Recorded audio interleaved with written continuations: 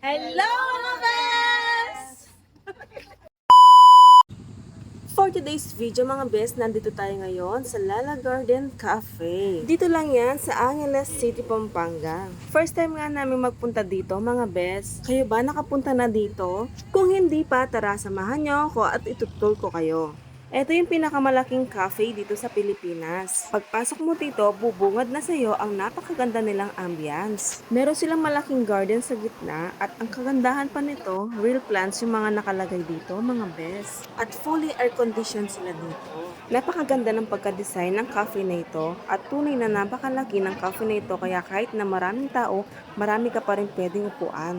Nandito nga pala sa ilalim ng hagdan yung kanilang CR na pang male at female. Ang social nga ng kanilang CR dito at naka-vanity mirror pa nga. Napakabango at napakalinis nga dito at dahil mayat maya nililinis nila yung CR dito. At no worries mga best, kahit sumakit yung tiyan mo dito, meron silang bidet dito. Ang bongga, meron silang wifi. Nakaikot na nga tayo mga best at papunta na tayo sa counter. Ito nga pala yung kanilang mga pastries mga best. Marami silang iba't ibang tinapay at marami kayong pagpipilian. At freshly baked lahat ng kanilang pastries dito kaya 100% guarantee na masarap at malambot ang kanilang mga tinapay dito. At marami din silang klase ng salad dito. So ayan mga best, kumuha na nga pala kami ng tinapay at nakapila na rin kami para makabayad na at para makabili na rin ng aming drinks. Play!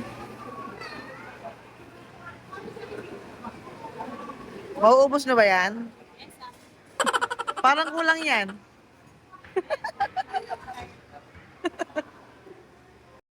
Ito naman yung kanilang mga menu. Meron silang pasta, sandwiches, brunch, frap, espresso, tea, at mga smoothies, chicken, pizza, at burger. Kasama ko nga pala yung ate ko at yung dalawa kong pinsan. Mataba lang kami pero magaganda naman kami, Charis. Nagtataka nga kami parang hindi naman namin to pinsan kasi siya lang yung sexy sa amin, Charis. At meron din pala sila ditong fresh fruits, cookies at cupcakes at meron din silang mga cakes. At dito nga namin naisipan umupo mga bes sa Japanese seat style nila. Ito yung mga in-order namin tinapay. At kumuha na rin kami ng kanin salad.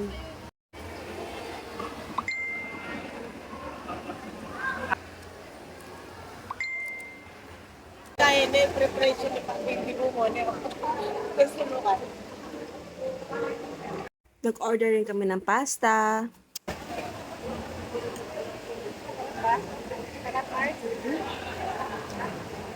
Wala sa'yo.